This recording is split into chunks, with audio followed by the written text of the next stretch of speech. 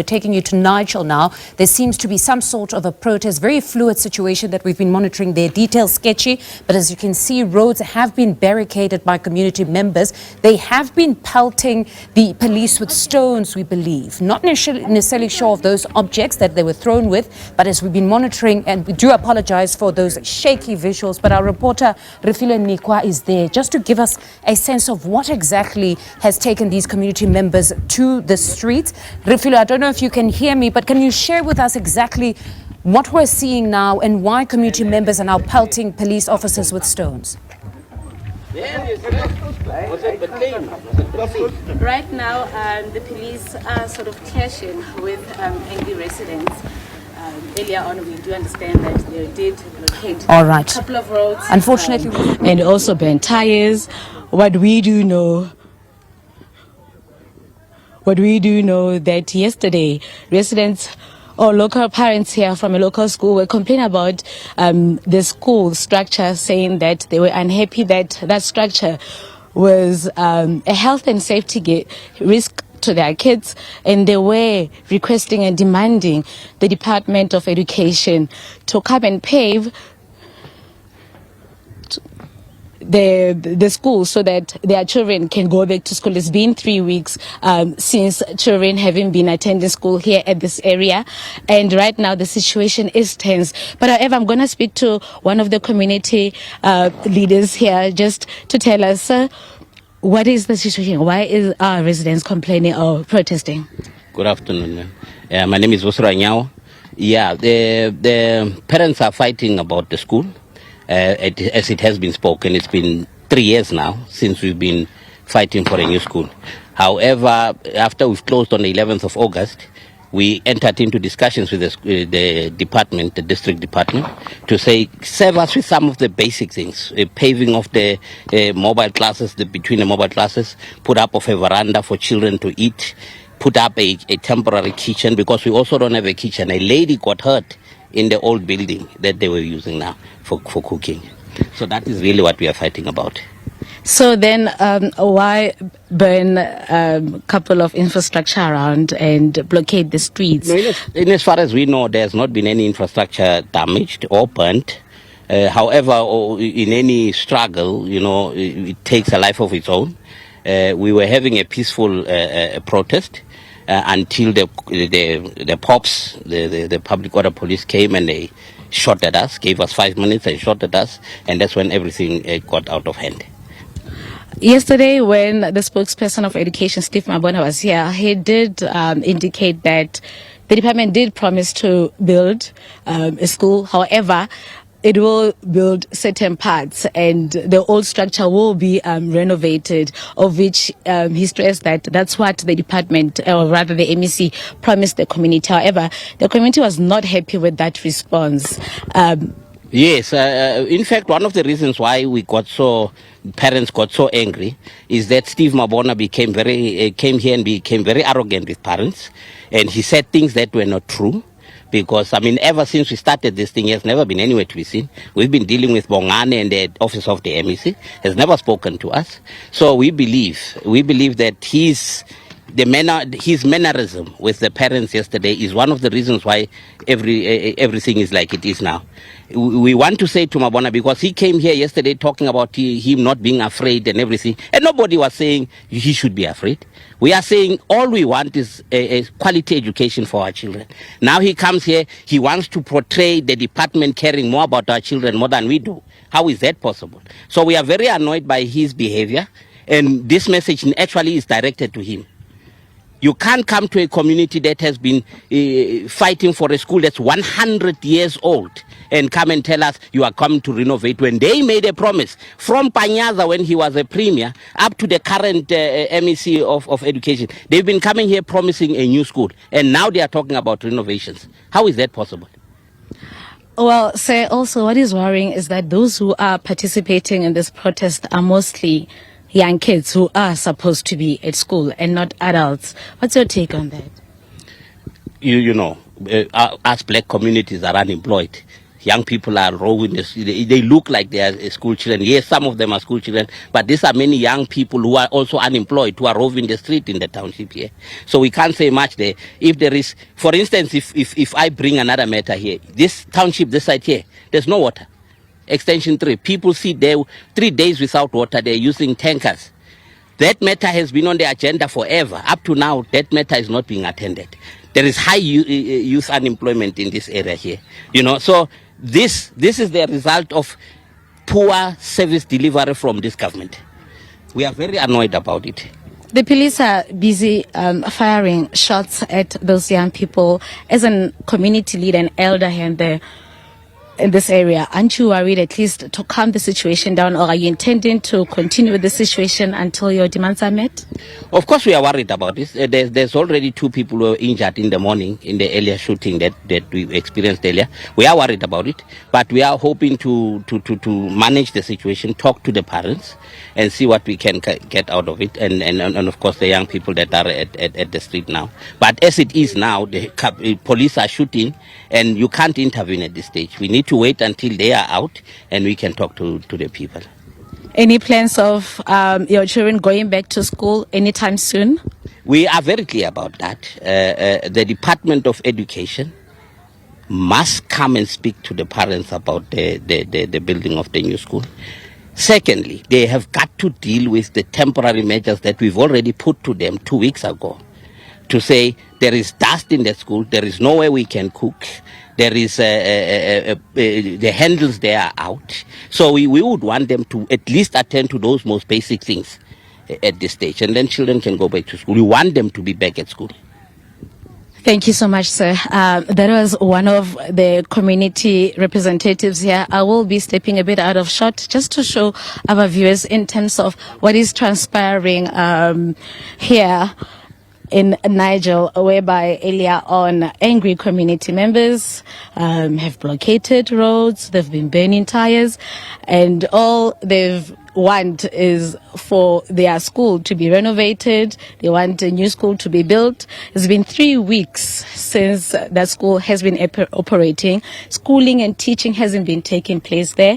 And they say that based on their health and safety reasons, they'd rather have their kids at home than for them to go back at school. And the department was here yesterday to also sort of give their side. However, the situation didn't go well, whereby at the end community members were not happy with what the Department of Education Gauteng said, and in fact they did warn that they are going to retaliate. As you can see, police are busy firing shots, and also the other side of the residents are throwing stones. It's a bit of a clash between police and angry residents. The situation is very tense, it's volatile here, and so far I guess we will keep our viewers up to date in terms of how everything transpired. You can see that, I think that's a tear gas, that has been thrown right there. My colleague Stelo is busy sort of showing the tense situation. When we did arrive here, I must indicate that the other side of town is very quiet. One wouldn't think that there is such an activity here. However, when you get closer, then you start seeing burnt tires, traces of burnt tires here and there. And when one gets towards inside the Ara Park community or location here in Nigel, then you see a lot of police contingency. You see a lot of residents just stationed there while these activities are taking place right now. So that is the situation here in Nigel, and we will be keeping our viewers updated once there are any developments. It's back to you in studio. Oh. What have some other parents said to you around perhaps meeting the department halfway, or if the department were to meet them halfway? What would be a temporary solution now? A few of those renovations, the pavement, as well as fixing the area where they would be cooking for the children. what would at least resolve the situation for now? Of course, a school won't be built now completely, but if they had to be met halfway, what are they looking for now? It's exactly what I asked yesterday, that what could be that main priority that would make, children to go back to school. And they say that one thing that they think that would, at least make them comfortable so that their children can go back to school is the paving. So the premises of that school, it's an old structure around near the fence, if I have to explain. And then in the middle, it's the temporary classrooms, and those mobile classrooms have been erected on a ground whereby there's dust. And a couple of parents yesterday said that dust is causing health concerns. One parent said his son, 17-year-old son, he even had to take him to a hospital because he couldn't breathe one time when he came back from school, and of which the family doesn't even have health conditions in terms of breathing. So them blaming that dust that is causing health issues. So they've requested that the department to at least just pave the site where the temporary classes have been erected, and then other matters can be resolved at a later stage. However, the department, Steve Mabona, spokesperson of education in Gauteng yesterday, did say that they do have service providers who are ready to, to put the paving, but they haven't been allowed to enter the premises of the school. And I think that's where the residents ended up being angry. Steve saying that paving is not an issue. There are service providers, they are willing to actually pave immediately, but the parents and SGB members have been angry with them, not allowing anyone to enter the school premises. So far they have been unable to put those pavements there. Mm-hmm. So did the parents flat out deny the situation in terms of what could... Refilwe, we're going to try and keep you on to just monitor those visuals, just in case perhaps something else happens here, because it still remains quite volatile and fluid. But are they saying that they're denying what Steve Mabona stated, that there is a service provider that was brought to the school and then the SGB denied entry to that service provider? Because at times we have seen situations where perhaps they're not happy with a specific service provider, or there's been no assurance perhaps given that at least those that will be employed for general work are those from the community. They're saying absolutely nothing of that sort happened. They did not deny access to a service provider that wanted to put the paving there. Yeah, that's what they're saying. They are denying everything that Steve said yesterday, saying they've never, ever turned back anyone who wanted to come and, fix the issues there by the premises at that school. In fact, they said that they are more than willing if the service provider was there. They said the last time the education department was there was last year, a year ago, and it's been a year since they've communicated with the department and they've been waiting. So they couldn't understand why Steve could make such allegations. I think that's what got them very angry yesterday. In fact, after he responded to me, they demanded to do another interview with the SABC, saying that they felt that he wasn't being truthful and they wanted to voice their part once again so that they can clarify other matters. They feel the department is not taking them seriously. They first started with the district office, to raise their concerns in terms of the old structure. And I must just also highlight that I think 3 weeks ago, the incident that made them close the school is that a window fell on one of the staff members there at the school, and they got injured, their arm got injured, and that incident, it made the SGB members, the parents, to say this is it. No one is going to use these premises anymore. And at that time, I think they then informed the teachers, because Steve did say that the teachers were also told not to come to school or something will happen to them. However, the department says that the window incident, it wasn't supposed to have happened, indicating that that building, everyone at that school have been told that not to utilize that building anymore, as they've been provided with the mobile classrooms. So when we spoke to Steve yesterday, he did indicate that they are investigating the matter. In fact, action is going to be taken to the person who authorized or who gave instruction for that staff member to utilize that room. So yeah, the situation is still tense. As you can see, the residents are throwing stones, and police are, of course, also firing shots. No, most certainly still a very volatile situation there. But learners are, of course, the key stakeholder here, the VIP stakeholders here, whose learning is now being disrupted. So I just want to shift our focus to the school itself. The name of the school, is this a primary school, high school, and also just the concern of the age demographics? We're seeing a lot of kids at the front line of this protest. Where are the adults here? Because most certainly they would then be the ones that get wounded. Are these the learners that are supposed to be in school? The name of the school is Aura Park. It's a primary school. It has 1,300 learners and around over 40 teachers. The people that are busy protesting, they look more older. So I think the demography of that particular school, it's more of from foundation phase until maybe teenage years. These ones are teenage, more than like around 18-year-olds, 19-year-olds.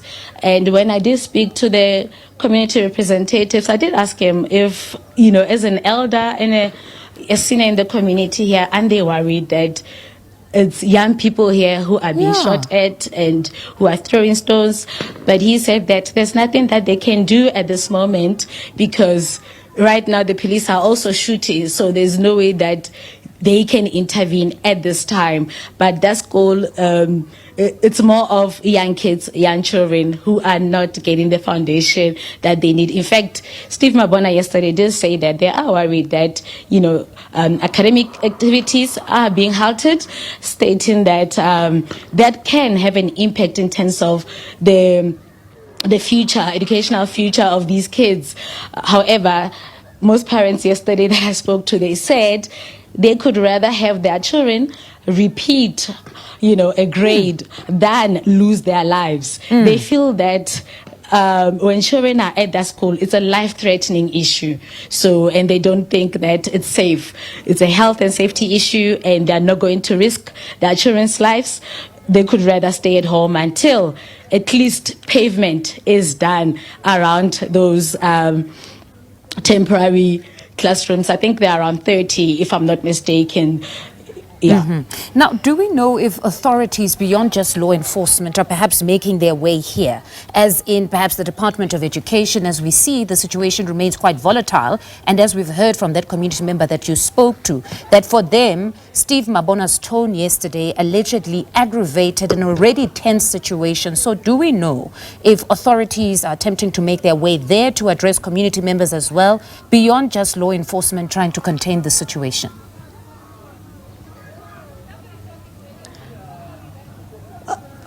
For now, it's still uncertain. However, I must say that now that, you know, such activities are visible and out there, I bet the department will have to at least come here so that they can calm the situation. The only authorities are just, you know, the police who are calming the situation. And all they want, the residents, is the department to come here, is the MEC to come here, to come and address them. And I think also what made them very angry is that the response of the department when they said they are no longer going to build a new school, but rather renovate that over 100 years old building and perhaps build just a few additional classrooms. I think then they couldn't understand, because when we went there, honestly, that building is old. The walls are cracked. The doors are just broken. The ceilings are broken. Even the renovation, I feel it will be sort of, or residents rather, not me, felt it would be sort of unrealistic for that particular building to be renovated. They want it demolished. They want the entire building to be brought down so that a new structure can be erected. And the classrooms as well, the mobile classrooms, I forgot to indicate that they are not at the right state as well. Apparently, when it's cold, they're very cold. When it's hot, they're extremely hot. There's no electricity. There's dust that gets into those mobile classrooms as well. And the department said they will fix everything. I think a matter of concern here is children not going to school for now, the third week. And for them now to participate in such activities is really concerning, and we hope that those officials that you mentioned will hopefully come and address the residents so that matters can, be calm. My colleague Sekelo is just going to move closer just to give our viewers in terms of what is transpiring further there, as we were a bit at the back of the police. But yeah, the situation is very volatile, very tense. There is division as well among the community. However, they are in unison in terms of that particular primary school, Anra Park, should be fixed, and they should be paving, and then their children can go back to school. Health and safety is their main concern, and they will not compromise, as they've indicated. Now, Refilwe, we are, of course, on our side. Our producers are trying frantically to get a reach or get a hold of the Department of Education, specifically the spokesperson, Steve Mabona, at least because now one community member has gone on to state that his tone yesterday could have possibly been regrettable, but of course he must get a right of reply and to find out if they will be making their way to the school and to tell us a bit more about exactly what were some of those contingency measures to ensure that children who have been out of school for 3 weeks are taken back to school so they're not left behind. But when looking at that community, are you perhaps able to share with us the profile there and living conditions of that community? Because it's quite unfortunate. 3 weeks, children are not in school. Kids in the suburban areas are currently going on with their academic year. Can you perhaps just paint a picture of this community that we're speaking about? Is it an impoverished community here where they greatly rely on schools such as these ones, those run by the government, that they would educate their children?